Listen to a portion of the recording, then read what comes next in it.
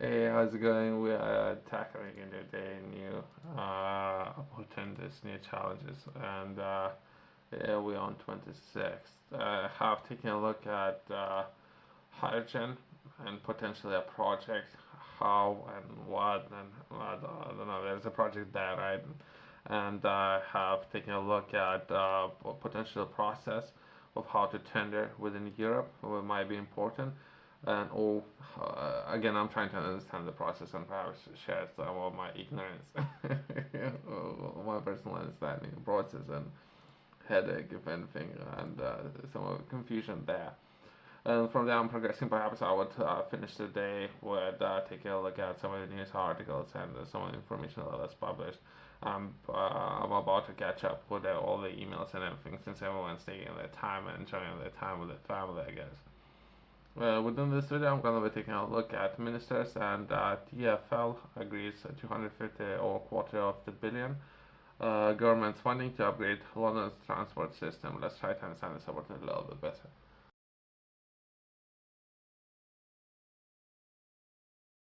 Myself coming into this, some of those investments are when we take a look at transport systems that should be yielding every pound invested should be yielding 8 back, right? I don't know if they would be successfully achieve those kind of results. It's a different question, but this is how it should work on the paper when it comes to investing in some of the systems, London transport systems, and all how we're gonna be planning on doing those, right? And this was published this month on 18. Let's try to understand this opportunity a little bit better. I haven't read it, I haven't seen it, but I haven't read it. Funding bring much needed capital investment and will support jobs across the country. Okay, let's try to understand it. We're gonna be taking a look and discussing some of the bullet points, right? Passengers in and or around the capital to London to be benefited from the further quarter of the billion government's funding. Next one would be investment in upgrades will bolster manufacturing jobs and suppliers around the country. Okay, okay.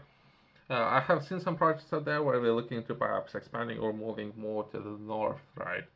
Perhaps it has something to do with that, or we're taking a look at the rail. We're taking a look at what kind of systems are we taking a look at, right? The last bullet point that the latest package brings total government support for TfL to a more than 6.6 billion since 2020. There you go. Some of that will be rail, but not necessarily limited to that, right?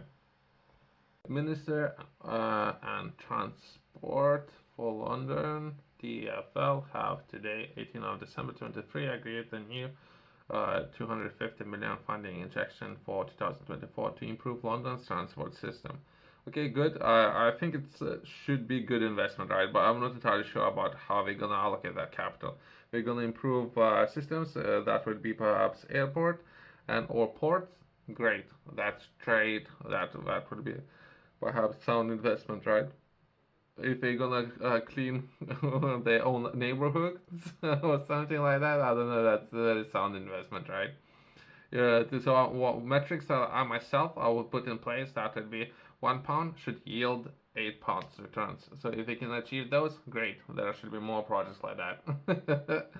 The government has been clear that this investment is for TfL to continue delivering its investment program, including new trains for the Piccadilly line, okay, okay, a scheme which will support an estimate 700 skilled rail manufacturing jobs in Yorkshire and up to 2,000 more jobs in supply chain across the country.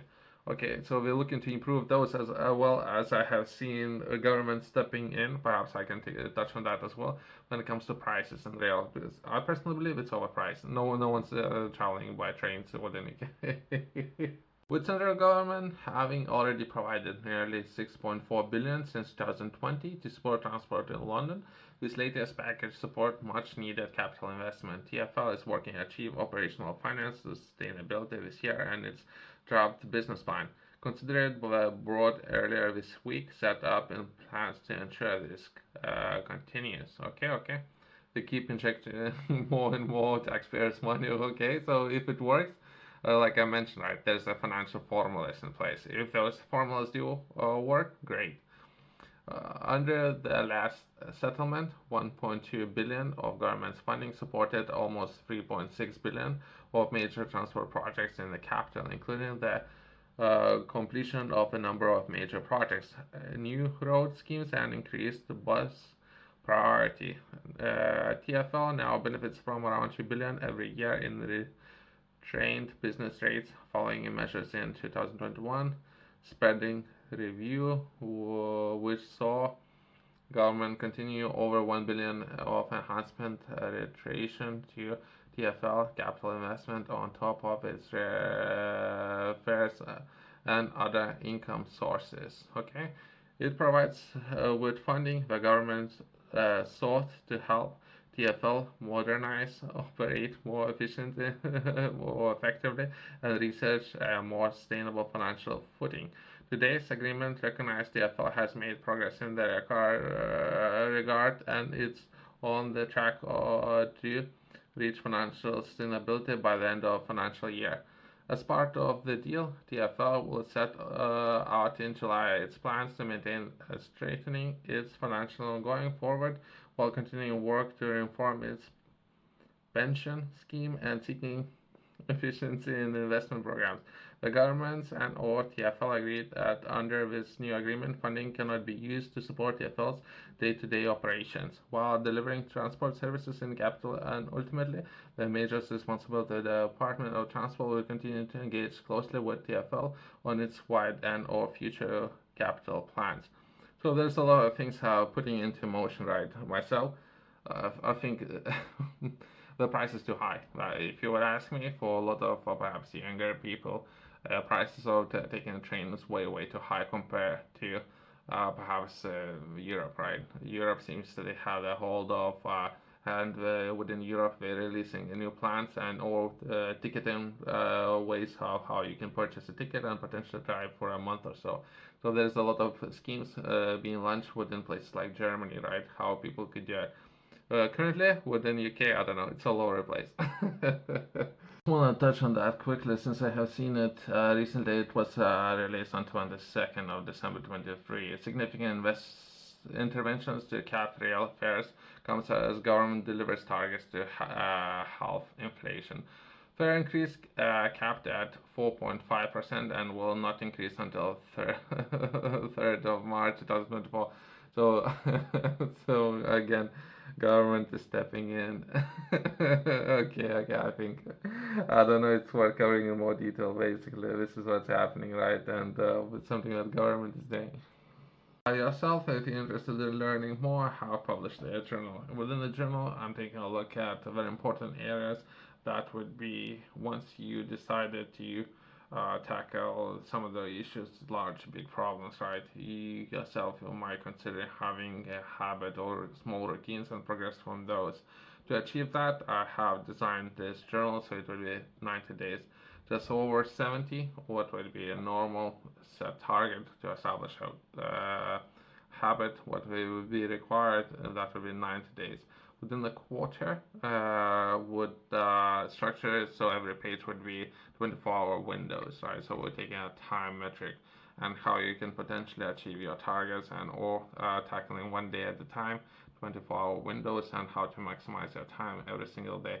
You can learn more, or if you are interested, you can purchase it. There's going to be a code in the corner, company's website below.